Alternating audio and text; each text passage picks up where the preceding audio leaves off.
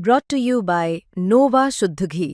जब जब खाए दिल खुश हो जाए, सदियों का नोवा शुद्ध देसी घी, सपना स्वस्थ भारत का। I love घी। अच्छा, तेजस्वी यादव की हर घर नौकरी वाली जो गारंटी है, और दूसरी तरफ हम देखते हैं नीतीश कुमार की भी महिला रोजगार योजना है, 10,000 वाली, बैंकों में पैसे डाले जा रहे हैं, तो उस पर ज्यादा विश्वास नहीं हो रहा होगा लोगों को वर्सेस तेजस्वी यादव के कल के वादे जो कल पूरे होंगे। पता है निधि जी, मुझे तकलीफ इस बात की होती है कि जब अब नेता कुछ वादा करते हैं या गारंटी देते हैं तो शक की निगाह से देखा जाता है। नेताओं की साख इस देश में पूरी तरह से गिर ही रही है दिन प्रतिदिन, क्योंकि जो हमारे प्रधानमंत्री हैं, माननीय हैं, उन्होंने भी ये कहा था कि मैं जब आऊँगा तो मैं काला धन जो लाऊंगा 15 लाख हर खाते में पहुंचाऊंगा।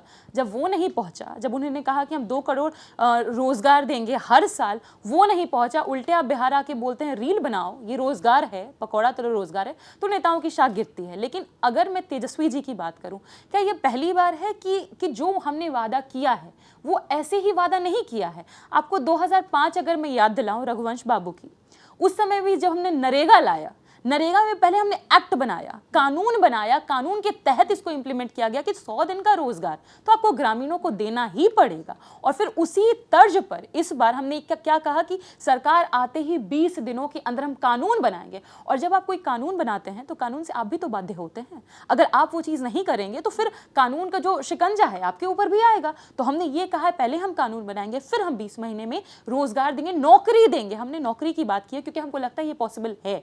पिछले बार भी जब 2020 का चुनाव हम लड़ रहे थे, तेजस्वी जी ने कहा था 10 लाख हम नौकरियां देंगे, तो बहुत मजाक बनाया गया था, तरह तरह से तंज कसे गए थे। और उन्होंने कहा था जैसे आएंगे पहली कलम से देंगे। क्या 17 महीने की सरकार हमारी आई तो हमने पहली कलम से नौकरी नहीं दी? उस विभाग में, जिस विभाग में कई सालों से रिक्तियां खाली थी, अभी भी कई रिक्तियां खाली हैं, कई चीजें नई जनरेट की जा सकती हैं। What you need is will power to have a vision and to bring a change. और वो मैं विल पावर तेजस्वी जी में देखती हूँ। इस बार भी सवाल यही उठे कि हर घर नौकरी का वादा तो आपने कर दिया, लेकिन इतना पैसा आप कहाँ से लाएंगे? ये फीजिबल है क्या? क्या ये सिर्फ कागजी बात कह दी गई है? पैसा कहाँ से लाएंगे? पैसा तो तब भी खोजा जा रहा था 2020 में। कहाँ से इतना पैसा लाइएगा कि 10 लाख लोगों को नौकरी दीजिएगा?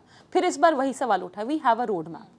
जब आप बिहार की बात करते हैं, मुझे याद आता है शायद कलाम जी ने ही ये कहा था कि बिहार की धरती में इतनी उर्वरक शक्ति है कि वो अकेले अनाज का पैदावार करके पूरे देश को 3 से 4 महीने खिला सकता है। We have a good soil, Ganga Doab region है हमारा, हम अच्छे से प्रोडक्शन कर सकते हैं। आपको भी पता होगा मुजफ्फरपुर से है, मुजफ्फरपुर की लीची पूरा देश जानता है, भागलपुर का सिल्क पूरा देश जानता है, हाजीपुर का वो मीठा चिनिया केला, एवरीवन नोज। फिशरी की अगर मैं प्रोडक्शन की बात करूं तो 4th पोजीशन पे हम, we can be on the first one.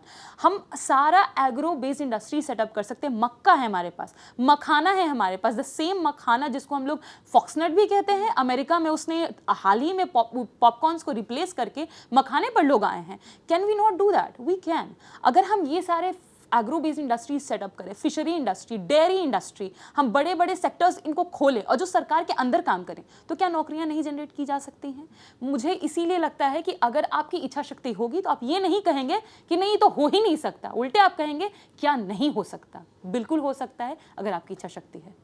चलिए, सत्ता पक्ष के लोग कह रहे हैं कि हर घर नौकरी, चूंकि आप इसी मुद्दे पे बात कर रही हैं, हर घर नौकरी देंगे कैसे?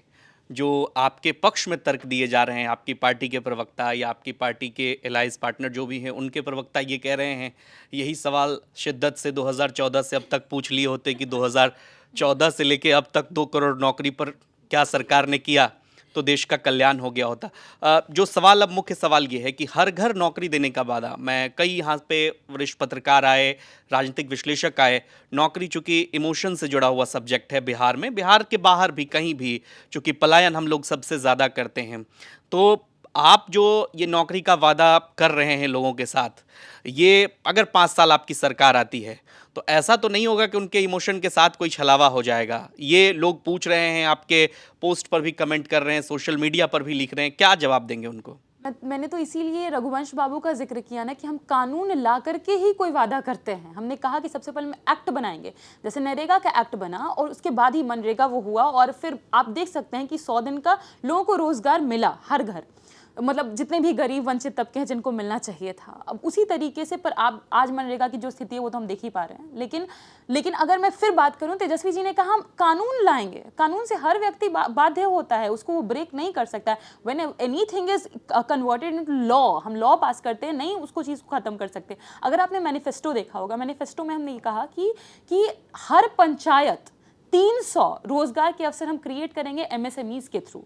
खुद अगर आप फॉलो कर रहे होंगे जीतन राम मांझी जी को, जो हमारे एमएसएमई मिनिस्टर हैं, उन्होंने खुद आंकड़े पेश किए हैं कि बिहार में पिछले 10 सालों में 2000 से ज़्यादा एमएसएमईज बंद हो चुके हैं, जिससे 15,000 लोगों की नौकरियां खत्म हो चुकी हैं। अगर मैं पंचायत स्तर पर बात करूँ, जब हम 300 रोजगार की बात करते हैं, 8,000 से ज़्यादा पंचायत है बिहार में। अब 8,000 इंटू 300 आप कर लीजिए, कितनी नौकरियां हम तो ऐसे ही आपको दिखा रहे हैं कि हम जनरेट कर सकते हैं। एमएसएमईज लाने का मतलब मैं इसलिए कह रही हूँ क्योंकि आप देखिए, अगर मैं एक कंपैरिजन ड्रॉ करूँ, क्योंकि आप कुछ भी समझाइएगा तो कंपैरेटिव एनालिसिस ज़्यादा बेहतर होता है, कारगर होता है समझाने में।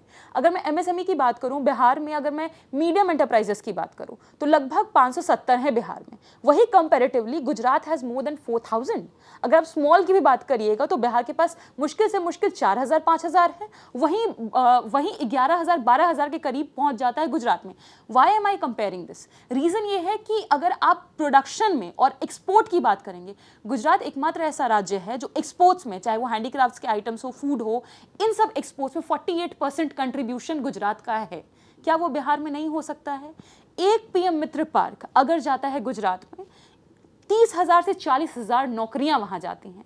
अगर वो पीएम मित्र पार्क बिहार आया होता तो फिर हमारे पास सोचिए क्या नौकरियां जनरेट नहीं हुई होती। जहां तक हमको मालूम है 1790 एकड़ की भूमि बिहार सरकार के द्वारा दी भी गई थी, मतलब ऑफर किया गया था कि आप पीएम मित्र पार्क बिहार में लेकर के आइए।